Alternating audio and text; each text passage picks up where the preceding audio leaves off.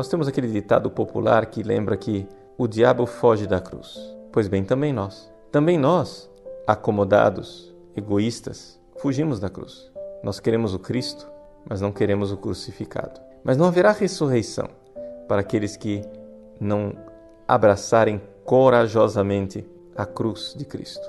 É então aí que nós temos esta luta, uma luta verdadeira, uma luta que Deus deseja para nós. Gostaria de recordar um relato antigo a respeito de Santo Antão.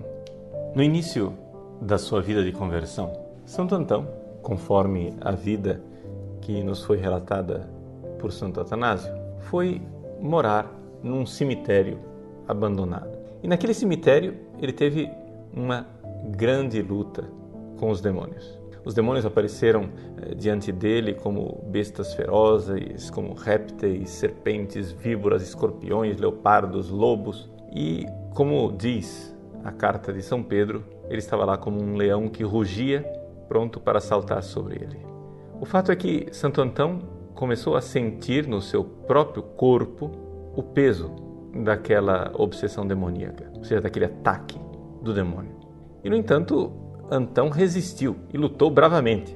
Lutou com o demônio e, inclusive, começou a fazer zombaria e troça com o próprio demônio, ou seja, ao invés de os demônios atormentarem Santo Antão, foi Santo Antão quem começou a atormentar o demônio, dizendo que se vocês tivessem algum poder sobre mim, vocês já teriam me estraçalhado, um só de vocês, mas o Senhor não permite.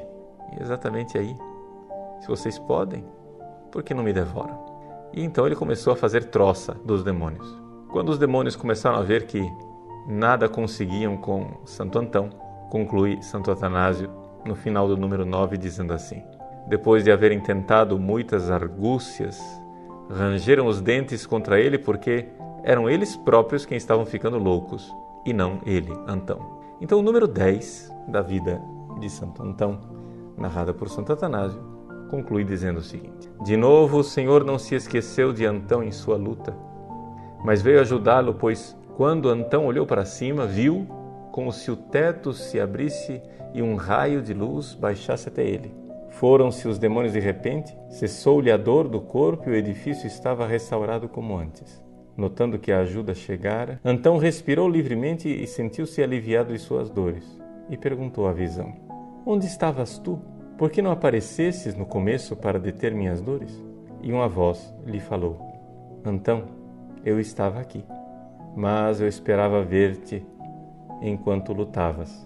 E agora, como aguentaste sem te renderes, serei sempre teu auxílio e te tornarei famoso em toda parte. Ouvindo isso, levantou-se, orou e ficou tão fortalecido que sentiu seu corpo mais vigoroso que antes. Tinha, por aquele tempo, uns 35 anos de idade. Eis aí a narrativa de Santo Atanásio a respeito da luta de Santo Antão, a luta de Santo Antão no deserto. Veja que isso nos sirva, então, de lição, de exemplo. Como diz o livro de Jó, é uma luta a vida do homem sobre a terra. Se você quer viver essa vida como se ela fosse uma colônia de férias, como se você estivesse aqui simplesmente para gozar e usufruir dos bens dessa terra, criando aqui o seu pequeno paraíso, então o tipo de luta, sofrimento e de cruz com o qual você se encontra no seu dia a dia seria uma realidade realmente desesperadora. Mas se você vive a sua vida como de fato ela é, ou seja, como uma luta, então as coisas mudam. A cruz, o sofrimento, as tentações já estão previstas, ou seja, tudo isso faz parte do script. Então, se é assim, lute. Lute porque a luta é a forma de você mostrar o seu amor por Jesus. Claro que nós somos tentados como Antão nos perguntar: onde estavas tu, Senhor? Mas nosso Senhor responde: eu estava aqui e eu queria te ver lutar.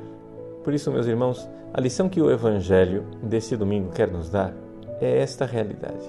Nós precisamos ter uma infinita confiança, uma confiança imensa na infinita misericórdia de Deus, mas ao mesmo tempo não podemos transformar o nosso cristianismo num comodismo burguês, presunçosos, considerando que já estamos salvos. sem esforço de nossa parte. Vamos recordar que, conforme a doutrina da Igreja, a presunção é um dos pecados contra o Espírito Santo. A presunção de ser salvos sem mérito algum, ou seja, de sermos salvos sem a luta, sem o belo combate da fé. Então, ouçamos nosso Senhor e deixemos que a sua palavra ecoe como ele pronunciou através de São Paulo na primeira carta a Timóteo. Combate o bom combate da fé, conquista a vida eterna. Não se trata de pelagianismo, de acharmos que é o nosso esforço humano quem vai conquistar a vida eterna, mas certamente não seremos salvos sem a nossa participação.